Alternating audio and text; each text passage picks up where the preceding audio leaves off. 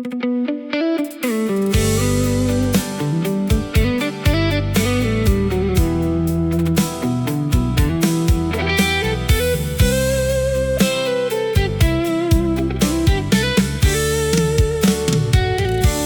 นี้บอกនៅម្នាក់ឯងស្ងាត់សូន្យដូចគ្មានអ្នកណាបើចង់ហៅឈ្មោះអូនឡើងម្ដងក៏ខ្លាចរំខានជីវិតអូនរូបថតចាស់នៅក្នុងទូរស័ព្ទបងមើលហើយបែរជាឈឺចង់ដឹងថាអូនសុខទេតែបងលែងមានសិទ្ធសួរគ្មានសិទ្ធណាប់អូនគ្មានសិទ្ធที่ចង់ដឹងពីអូនគ្មានសិទ្ធធ្វើពេលឃើញអូនដើរជាមួយអ្នកថ្មីបងនៅតែស្រឡាញ់តែបងត្រូវលាក់ក្នុងចិត្តព្រោះចាប់ពីថ្ងៃអូនចាកចេញបងលែងជាមនុស្សរបស់អូន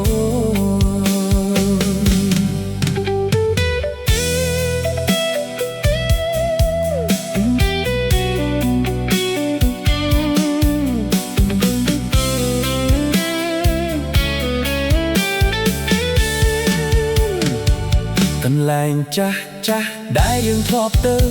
ថ្ងៃនេះបងទៅតែម្នាក់ឯង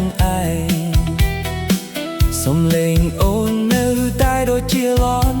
ក្នុងចិត្តបងរាល់ពេលស្ងាត់បងខំធ្វើដូចជាមិនអីខំញញឹមឲ្យគេឃើញតែពេលត្រឡប់មកដល់បន្ទប់ទឹកភ្នែកបងធ្លាក់ដោយខ្លួនឯងគ្មានសិទ្ធនឹកអូនគ្មានសិទ្ធที่ចង់ទៅរកអូនទោះបេះដូងនៅតែហៅក៏ត្រូវធ្វើជាមិនលឺបងចង់ប្រាប់ថានឹកតែបងគ្មានពាក្យត្រូវនិយាយអូនមានជីវិតថ្មីរួចហើយ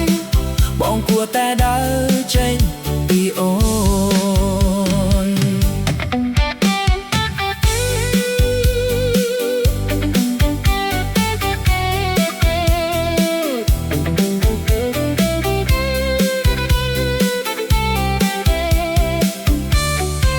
គ្មានសិទ្ធនឹកអូន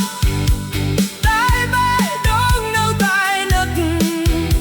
គ្មានសិទ្ធស្រឡាញ់អូន